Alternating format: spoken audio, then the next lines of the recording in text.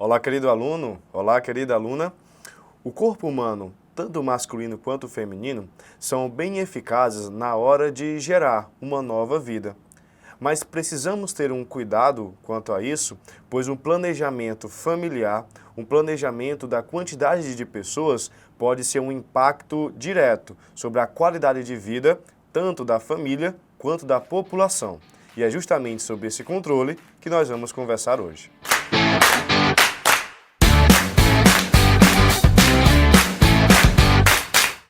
Segundo a Fundação Oswaldo Cruz, em 2016, cerca de 55% das mulheres não tiveram um planejamento familiar.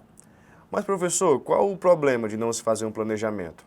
Bom, embora ter filhos seja um momento único, seja um momento prazeroso na vida, e precisa-se ter um cuidado, pois precisamos estar atento com a saúde, com a alimentação, com a educação e o cuidado emocional das crianças. Então não é simplesmente gerar filhos assim, precisa ter um planejamento. E se 55% dessas mulheres não tiveram planejamento, então precisa ter um cuidado dobrado. Sabendo disso, existem vários métodos contraceptivos, ou métodos que vão barrar um pouco o encontro dos gametas ou até mesmo evitar ter atos sexuais durante certos momentos do período ovariano da mulher. Professor, me dá um exemplo de um método contraceptivo? Bom, eu vou te mostrar agora a imagem do mais utilizado. A camisinha é um preservativo que serve como uma barreira. E não se engane, aqui nós estamos vendo o preservativo masculino, mas existe também o preservativo ou a camisinha feminina. Bom, o preservativo, tanto masculino quanto feminino, eles atuam como um envoltório ou como uma capa protetora para não deixar que os gametas, principalmente os gametas do homem, o espermatozoide, ele possa entrar no corpo da mulher e assim procurar o ovócito secundário. Então eles vão servir como uma barreira. E essa barreira, geralmente, ela é feita de látex ou qualquer outro produto parecido para dar uma certa resistência durante o ato sexual. Um outro método de barreira é o chamado diafragma ou também chamado de tampão. Olha comigo essa imagem. Esse diafragma ele não é descartável e deve ser retirado da vagina após 6 horas do contato íntimo e lavado com água e sabão neutro. Professor, onde se coloca esse tampão? Bom, o tampão ele é colocado no final do canal vaginal, então no chamado cólon do útero.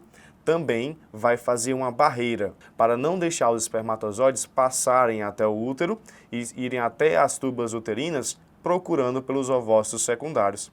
Vimos até o momento a importância do planejamento familiar, vimos também 2 métodos contraceptivos de barreira, que são as camisinhas ou os preservativos e o diafragma, também chamado de tampão.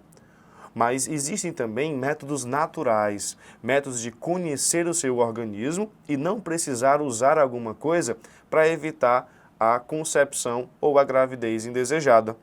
Um dos modos é o chamado de tabelinha.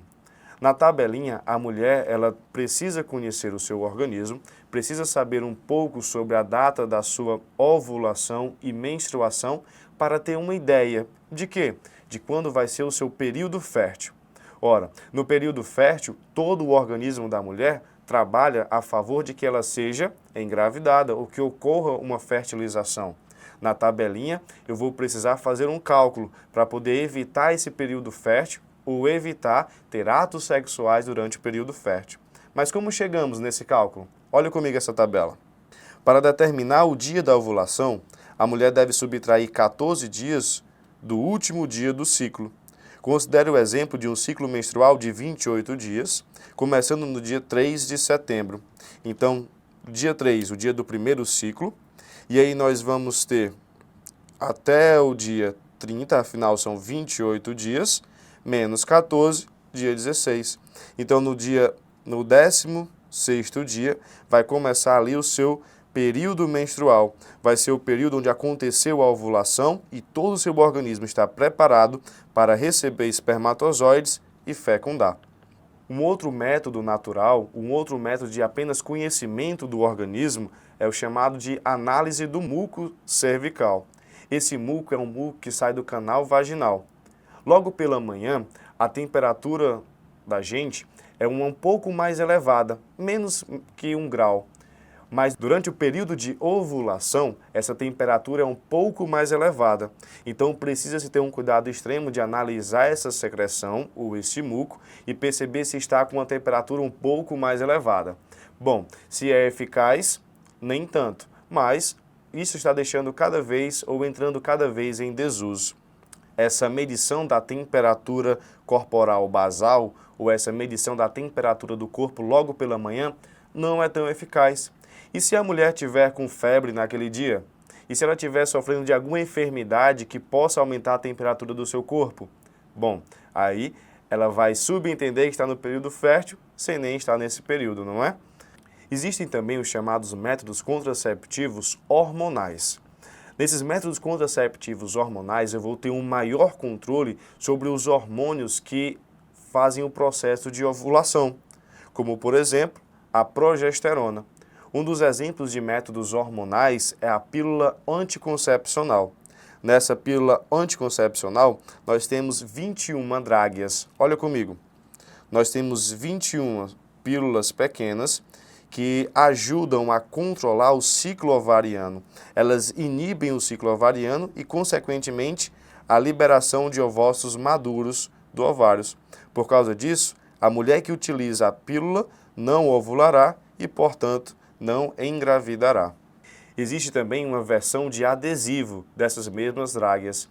Às vezes a mulher ela pode esquecer de tomar essas pílulas anticoncepcionais, então existe um adesivo que pode ser colocado tanto um pouco abaixo da barriga, nas costas, na região do glúteo ou na parte superior do braço.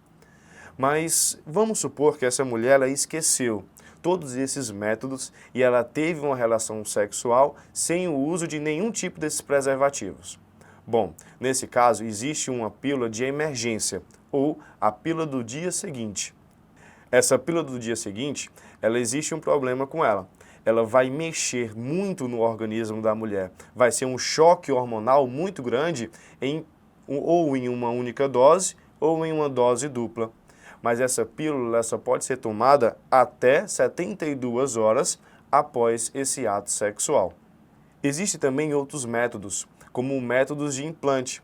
Nós temos o DIU. O DIU ele faz com que antes mesmo de acontecer a anidação ou antes de acontecer o encontro do espermatozoide com o óvulo, esses espermatozoides morram ou esse zigoto possa chegar a morrer. Esse DIU de cobre e esse DIU hormonal, ele evita que tanto o espermatozoide quanto os óvulos se encontrem ou que até mesmo o zigoto arrume um local fixo ou sofra um processo de nidação no útero da mulher. Existem também cirurgias para isso, para evitar uma concepção indesejada. Uma cirurgia tanto no corpo do homem, como pode ser também uma cirurgia no corpo da mulher.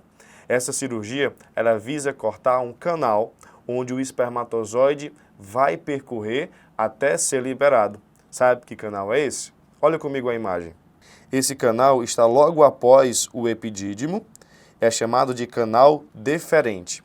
Fazer um corte nesse canal deferente vai evitar que o organismo masculino produza espermatozoides.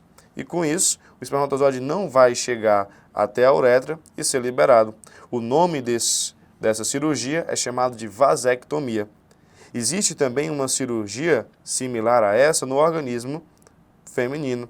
É chamado de laqueadura, onde existe um grampo, ou chamado um clipe, ou até mesmo é feita uma cauterização das chamadas tubas uterinas. E aí, o ovócito secundário que sai desse ovário ou desse ovário não vai se encontrar com os espermatozoides que chegarem à tuba uterina. Esses métodos definitivos, esses métodos de cirurgia, sempre vez ou outra podem acontecer uma falha. Na aula de hoje, nós conseguimos observar alguns métodos contraceptivos. Nós vimos que gerar uma vida não é tão simples, precisa ter um planejamento familiar. Afinal, necessidades físicas, financeiras e emocionais estão em jogo. Nós vimos que existem vários tipos. Existem métodos de barreira, métodos hormonais, métodos naturais e métodos cirúrgicos para evitar uma gravidez indesejada. Saber disso faz com que tenhamos cuidado mais na frente quando pensarmos em constituir uma família. Foi um prazer estarmos juntos e até a próxima aula.